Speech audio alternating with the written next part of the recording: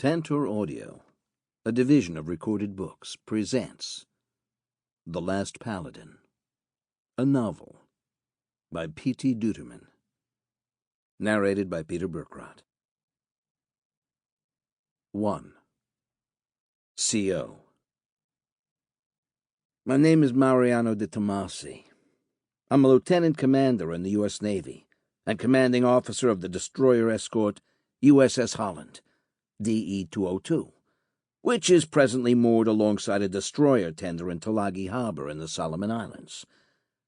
I'm sitting in a dilapidated wicker rocking chair on the veranda of what had to have been a plantation house a long time ago. A fan with at least one bad bearing is grinding away manfully on the ceiling, trying in vain to stir the steamy tropical air. The view from the veranda is not particularly impressive. There's a clutch of weather-beaten jeeps parked haphazardly around the building, several ratty-looking palm trees, and in the distance, two badly rust-streaked Navy cargo ships anchored down in the harbor itself. Beyond them is my ship, tied up alongside the destroyer tender USS Wilson, AD-14, and looking somewhat insignificant in comparison to the 26,000-ton repair ship.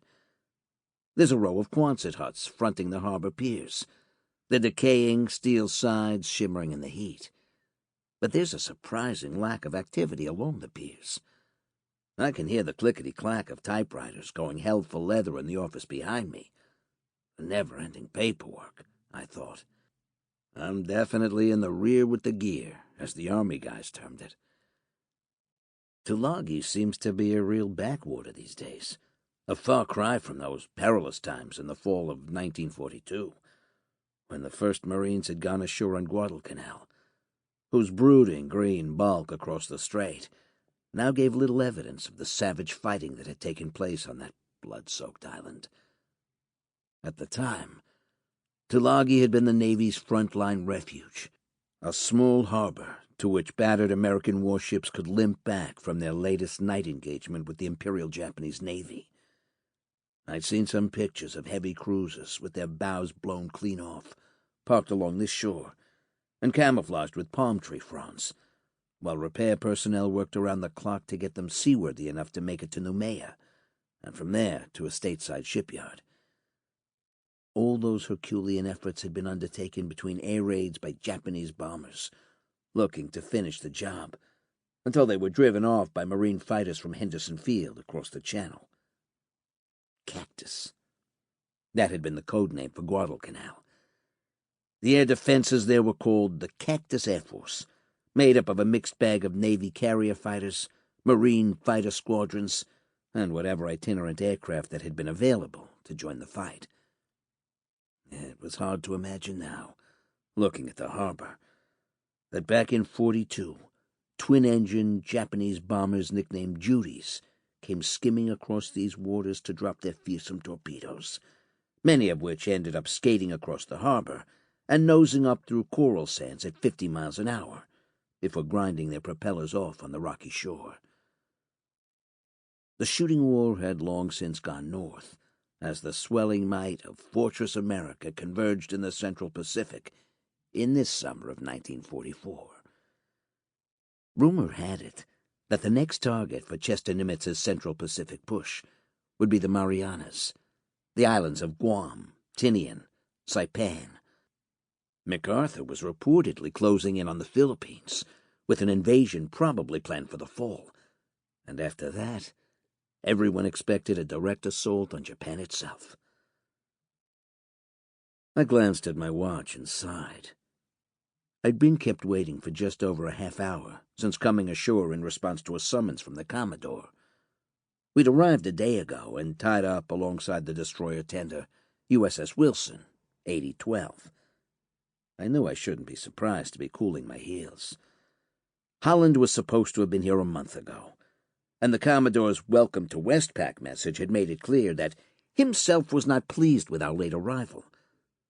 The sympathetic expression on the yeoman's face when I first stepped into the office and given my name confirmed I was in for it. I sighed again as I remembered my ship's first swashbuckling days with the Royal Navy, with whom Holland had been serving since being commissioned. Heat had not been the problem on the convoy escort runs to Russia, and, as I sat here sweating, I almost missed the icy domains of the far North Atlantic Ocean, with its 7 hours of metallic gray daylight, lurking icebergs, monstrous seas, and, of course, Hitler's malevolent U-boats. Almost. I think the big difference was that the Brits had been fighting Hitler ever since September 1939, and, with their backs to the wall, admin and stuffy protocol had long since gone by the boards by the time Holland reported for convoy duty. We'd arrived at Scapa Flow in March 1943, fresh from builders' trials and shakedown at the New York Naval Shipyard. Holland was a destroyer escort of the Buckley class, purpose-built to hunt down and kill submarines. My arrival call on British Commodore Hayward had been short and refreshingly sweet. A bulky, red-bearded captain, who resembled portraits of Henry VIII, had met me on his weather-beaten flagship's quarterdeck, taken me to his cabin, offered me a large Scotch, and then welcomed me and my ship most sincerely to the 10th Destroyer Flotilla. He then informed me that they were sailing the next day to join up with the convoy to Murmansk, and could we be ready for sea by 0930 tomorrow morning. "We're ready now, sir, as soon as we refuel."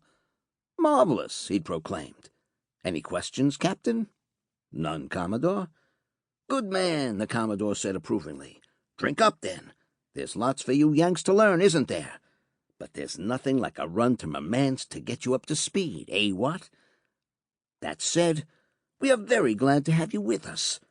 A brand-new ship. God's wounds, Captain. All our kit is bloody well worn out. Our people are exhausted. There's not enough food, and we've come to dread the letters from home. We will lean on you heavily just because you're fresh, and so is your equipment." "We'll do our best, Commodore," I told him. "Could we perhaps have a liaison officer assigned for this first convoy run?" "Capital idea, Captain. Save us all a lot of time, especially when we get out to the Gap. That's the bit of the North Atlantic where we'll have no air cover. The only planes that can reach us out there are the Luftwaffe. I know you're an anti-submarine ship, but refresh your people in anti-aircraft warfare. The threat has been much reduced, but German bombers are not to be trifled with, especially if you don't have some fighters to send against them." "Got it, Commodore." "Very well, sir. Carry on, then. My signals officer will be aboard shortly to give you all the operations bump. Your liaison officer will come aboard no later than 1800. And then we trotted off to Russia the very next day. Just like that. I heard the screen door open behind me. A chief yeoman stepped out and informed me that the Commodore would see me now. Lucky me, I thought, but tried to keep my expression neutral. I followed the chief through the typing pool and down a long hallway to a set of wooden batwing doors. The chief, whose steely face, slight limp, and bright red facial and neck scars spoke volumes about where he'd been for the past few years, stood aside and gestured for me to go in. I pushed through the doors and then stopped in shock at the sight of the Commodore, who looked like a cadaver who'd been propped up at his wooden desk. His yellowish skin stretched over the bones of his face like old parchment. His uniform shirt hung like khaki-colored cotton drapes over his emaciated frame. "What's the matter, Captain?" the Commodore snapped. "Never seen malaria before?" "Sorry, sir," I said, trying not to stare. "No, I haven't seen malaria before." "There's lots you haven't seen, Captain. This isn't going to be like Atlantic convoy duty out here, especially since you've missed the convoy. Why is Holland so damn late?" "The far North Atlantic is not kind to small ships, sir," I replied, wondering if I was going to be invited to sit down. We needed voyage repairs, and they also needed time to install a Hedgehog launcher, a new radar, 3 new long-haul radios, and make mods to the sonar. "And the other 5 ships? Did they get upgrades too? Because they all arrived on time, unlike you, sir." They came from other yards, Commodore, I said patiently. So I don't know if they did or didn't. We were in the Norfolk Navy Yard, and apparently cramming all the new stuff just took more time than their planners expected. Once we came out of the yards, we came straight here to Tulagi via some pit stops for fuel. The Commodore began to tap a fountain pen on his desk as he gave me a stern look. His eyes were sunken, and he looked to be over 50 years old, even though he was probably 40 at best. If the Commodore felt like he looked, I could partially understand the unpleasant tenor of what should have been a welcome aboard call. "Well, you're in the Pacific Fleet now, Captain," the Commodore said at last, "a.k.a. the first team, the Big Blue Fleet, the one that's going to take this abomination of a war back to that megalomaniac emperor who set it in motion. Destroyers out here don't escort, they fight. They take on heavy cruisers. The battleships don't just sail around pretty seas like the Brits do in the Mediterranean, showing the flag and maintaining His Majesty's presence. Out here they fight Japanese battleships, great big bastards, crowded with twice as many heavy guns as our ships carry. Our combatants don't cruise offshore to enforce a theoretical blockade around a German-occupied continent. Our combatants fight fleet actions. Carrier versus carrier at 200 miles. Cruiser formations duking it out at 1,000 yards. At night. We don't make leisurely transits from point A to point B, like from Halifax to Murmansk. U-boats be damned, like you've been doing. We invade occupied and heavily fortified islands, and we deliver thousands of Marines ashore right into the teeth of fanatic Japanese infantry, who believe dying in battle is a higher calling than even victory, and who fight to the death rather than ever surrender. You're anchored in Tulagi, which is a peaceful backwater now, a distant logistics base. The big show has gone north, on its way to Tokyo via any number of benighted island atolls, which will require more bloody smashing. All of which means I'm damned if I know what to do with a lone land fleet DE who's unfamiliar with how we operate, where we operate, how we communicate, and against whom we operate. And late! I took a controlled breath before answering, seeing that the Commodore was puffing from delivering his diatribe. We were told, I said quietly, that we'd been sent out here to provide escort services to whatever big deal was shaping up next. I paused, determined to maintain control of my temper, then continued. I assumed they were talking about protecting invasion forces, transports, landing ships, ammo ships, cargo ships, tankers, and not going up against Japanese carriers. Holland is a DE, Commodore, destroyer escort, anti-submarine ship, 3-inch guns, not 5-inch. We specialize in hunting down submarines and killing them. I don't think all these pack fleet carriers or battleships, or even your cruisers, can do that. And while I think that Japanese submarines are nowhere near as good as Hitler's U-boats, I seem to recall that one lone I-boat sank a carrier, blew a destroyer in half, and punched a great big go-back-to-the-States-for-repairs hole in a battleship, and all of that with a single spread of torpedoes. The Commodore glared at me. "You've got a smart mouth on you," he said finally, "for the captain of such a little bitty ship. I can have you removed with the stroke of this pen for insubordination." I decided to go on the attack. "Where's my intel briefing, Commodore?"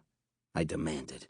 "Updated charts, communications plans, standard operating procedures for pack fleet destroyer forces, supply system requisitioning procedures, current code books.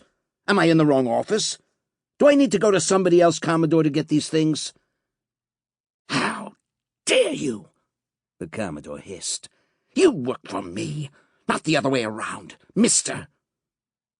"Mister," I said. "The title is Captain, not Mister. Sir. You know what? I think maybe I should go back to my ship and try out some of those brand-new long-haul HF radios. Tell the first team, as you call them, about my reception here, or lack of one. Tell them that I think perhaps your medical condition has affected your mind. They do know the full extent of your physical condition. Right, Commodore? Yes?" The Commodore's jaundiced eyes widened. He looked like he would explode if he could have managed the energy. When I saw he couldn't, I seized the opening. "Let's do this, Commodore," I said, still in as calm a voice as I could muster. "You assign Holland to a patrol station, some place between the Solomons and wherever the next island invasion is going to take place, with general orders. You know, look for submarines, or act as a distant picket, maybe even become a mid-ocean weather reporting station. A lone outpost, way out there to cover the first team's flanks. Give me fuel and supplies for a 60-day patrol. We'll get out of your hair and take that time to soak up all those pack fleet procedures, while you, or somebody, figures out how you eventually want to employ us. How's that sound, sir?" The Commodore gave me what he must have thought was a withering glare. The effort made his eyes tear up. He was a wreck. "Go back to your ship, Captain," he growled. "I'll give you sailing orders when I'm damned good and ready to. Nothing too taxing, I promise you. Don't want to overstress a land fleet unit on her first time in the real Navy war. In the meantime, get the hell out of my office." "Aye, aye, sir," I said. "Pleasure meeting you, I'm sure." I left the office and retraced my steps down the hallway. The same chief met me halfway and escorted me to the door, his scarred face a study in absolute neutrality. As I stepped through the door, I asked if this was the standard welcome aboard call for land fleet ships being transferred to Westpac. The chief stopped in the doorway and studied his shoes for a moment before replying. The clacking typewriters behind him never stopped. "There's more to it than malaria," he said quietly. "Our squadron doc says Commodore Halen will be dead in a few weeks. He used to be my favorite boss. It's painful to watch. His replacement is inbound, coming up from Brisbane, I think. Until then, we're all going through the motions, pretending there's nothing wrong. The chief staff officer, Lieutenant Commander Carson, is over on Cactus today. He'll set you up on a mission and with whatever logistics you need, as soon as he gets back." "Okay," I said. "Sorry to hear that. I guess I'm surprised they didn't relieve him right away." "He asked nicely," the chief said. "To be allowed to keep serving, that is. His wife died of cancer just before Pearl happened. He was here for the initial Guadalcanal invasion, including all the battles that gave that patch of water out there the name Iron Bottom Sound. Navy Cross, Purple Heart. Had to swim for his life from 2 broken-back destroyers during those bad old days. Late 42. Before any of us truly understood Japanese torpedoes. I, myself, got off the Atlanta just before she went down. Today's replacement ships and crews can't imagine the ferocity we encountered when we first went up against the Japanese. Those of us who had to be left behind here at Tulagi are still licking our wounds. The tone of your office call this morning was more about us than you, if that's any comfort, Captain. Every time I look out at Iron Bottom Sound, I start to weep. So he's not the only broken one here. If that makes any sense, Captain." "All the sense in the world, Chief," I said, recognizing that I'd just been tactfully admonished. No surprise there. In a way, calibrating senior officers was part of a chief's job. But for what it's worth, the U-boat war up there in the land of the midnight sun wasn't exactly a cakewalk. I will never get the smell of burning men out of my memory. "Well, that makes 2 of us, Captain," the chief said with a sigh. "Pray to God once a day, without fail, that you never encounter a Japanese Type 93 torpedo. We'll be in touch, sir, and, again, I apologize on behalf of the entire staff for that business in his office." "Apology accepted," I replied. "And thank you for filling me in, Chief. We'll be standing by." As I walked back down to the waterfront, I was seething inside. I was a Sicilian. Well, technically I was not. I was born in Brooklyn into a family of Sicilian immigrants, so I was an American. My family, the De Tomasis, had come from Syracuse, a Sicilian city whose history would fit right in with what had happened here at Guadalcanal. I was raised in a multi-generational household. My grandparents, the original immigrants, my parents, my grandfather's firstborn son and his Italian wife. I had 2 older sisters. I was the youngest. At home we kept to the old country traditions. We spoke in the Sicilian language. Back in the 1700s, our family had been aristocrats during the time of the French. There were palazzos around Syracuse, magnificent if crumbling, to prove it. That was a long time ago. Now Sicily was again wrecked. The Second World War was just another chapter in Sicily's bloody history.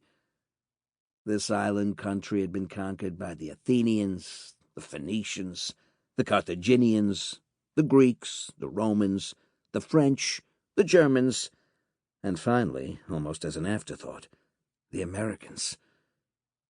It was a beautiful island nation, filled with farms, vineyards, beaches. Sicily even had its own volcano, Europe's biggest and most fearsome. Roman temples adorned the southern part.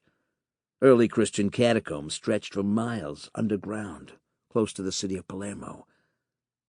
The quarries of Syracuse, where the Sicilians trapped an Athenian fleet and its embarked armies in 413 B.C., were still there, and were not places for anyone to visit at night. Throughout Sicily, the very stones were said to bleed in remembrance of eons of conquest, occupation, war, and subjugation, with only an occasional victory.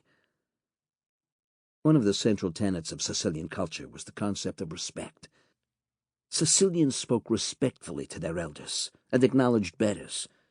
They also spoke respectfully to strangers, mostly as a matter of fundamental politeness. The Commodore today had behaved disrespectfully. He had displayed his ignorance and his lack of proper manners.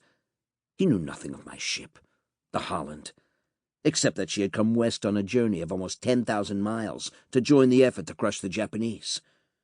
He knew nothing about our experiences in the Murmansk convoys, or the hell of watching oil tankers explode in flames, their crews jumping into the icy seas, themselves aflame, or the sudden appearance of German bombers, flying low and fast over the ice-filled sea to bomb ships that could not defend themselves beyond some futile gunfire. All hail Chester Nimitz, the big blue fleet, and all the admirals and commodores. I was truly angry. 2. XO. My name is Ephraim Edmund Enright, USS Naval Reserve, and I'm the executive officer, or second-in-command, in USS Holland. At the moment, I'm trying to get my arms around about a 1.5-foot stack of official mail, dropped on my desk when no one was looking by the tender's mail clerk. We'd been at sea for some time, making the transit from Pearl Harbor to the Solomon Islands. The bureaucrats had been busy in our absence. The captain was ashore, paying a call on the Commodore, and presumably getting some idea of where we'd be going next, while I dealt with myriad mini-crises that had been popping up since we arrived yesterday. Nothing truly alarming, just the usual stuff that lined the pier when a ship came in from an extended period at sea. The size of the paperwork stack alone made me think there really wasn't a war on out here. Except right across the straits Lake Guadalcanal, a name synonymous with the word war. There were 2 new guys waiting for us in Tulagi. One was a fireman apprentice, the other sonar man apprentice. They were both fresh out of their respective A schools, and Holland was their first ship. They were a long way from home, and still a bit wide-eyed about their new surroundings. The officer of the deck had had the quarterdeck messenger bring them to my stateroom to begin in-processing. "I'm Lieutenant Enright, the executive officer," I said. "Welcome aboard Holland. The captain's ashore right now, but he'll welcome you aboard later today." "How was the trip?" "Long," the fireman said. "Sir, is this really Guadalcanal?" "No," I replied. "That's the big, dark green island across the Sound. This is Tulagi Island. It's a forward base. You're in the Solomon Islands now. There are hundreds of islands in this chain. Got your service records?" They both dug into their sea bags and produced the manila folders. I scanned them briefly and then summoned our personnel man, PN2 Gordon. I told him one would be going to AS Division, the other to B Division. "Petty Officer Gordon here will take you to the ship's office and get you checked in. Then your division chiefs will come and get you. They'll assign you lockers, a rack in your respective berthing compartments, and introduce you to your division mates. Right now we're getting some repair work done from the destroyer tender we're alongside. We'll probably be going back out to sea soon, so get checked in, and then someone will take you for a tour of the ship." 2 quick "yes, sirs," and then Gordon took them away. The ship was noisy. We were alongside a destroyer tender, a big, floating repair ship. There were welding machines hissing topside, the clanging of metal stock coming aboard, the rattle of chipping hammers, and a lot of noisy conversations out in the passageway, as our guys worked with the tender's people to get the work done. We'd been originally scheduled to arrive out here a month ago, but there'd been delays. Previous to our pack fleet assignment, we'd been in the Atlantic and on loan to the Royal Navy to hunt U-boats.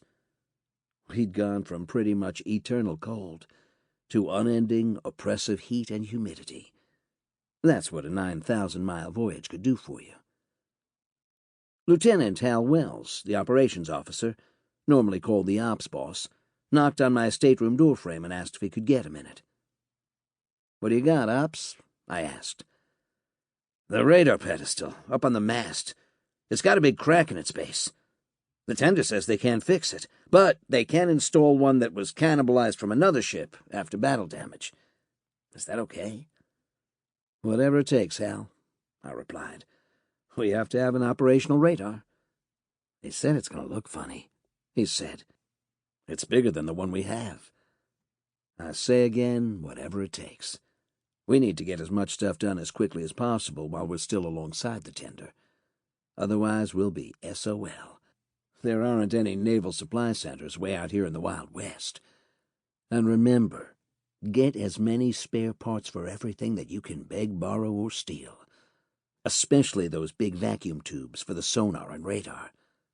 "Yes, sir. Got it." We were alongside for what were called voyage repairs. Nothing spectacular, just the usual mechanical failures of overworked machinery. Pumps needing new impeller rings, electronic gear needing new tubes, guns needing their hydraulic motors overhauled, electrical motors needing rewinding. Our time in the Norfolk Navy Yard had been all about getting new gear on board, but this was about routine maintenance caused by weeks at sea. England to Norfolk, Norfolk to Pearl, Pearl to the Solomons. That required skills and materials just beyond our own capability. The captain had been gone longer than I'd anticipated. I wondered if the Commodore really was mad at us for being late. There was nothing we could have done about that. The delays had all been caused by problems installing a new radar, new radios, and doing electronic upgrades to our sonar system. If the Commodore was mad about our being late, the captain was equally frustrated. Our captain's formal full name was Mariano Medina Sant'Angelo de Tomasi. That mouthful had been a little too much for his academy classmates, so he'd shortened it up to Mike de Tomasi. He came from a Sicilian immigrant family in Brooklyn, and he looked the part. Intense, almost black eyes, high forehead, jet black hair, a thin Roman nose, and disproportionately wide shoulders for a man who was 5'8" on a tall day, tops. He was second-generation American, who'd been brought up in a traditional Sicilian family of shopkeepers in Brooklyn. At home they spoke the language of Syracuse, the city from which his grandfather had emigrated way back when. Sample complete. Ready to continue?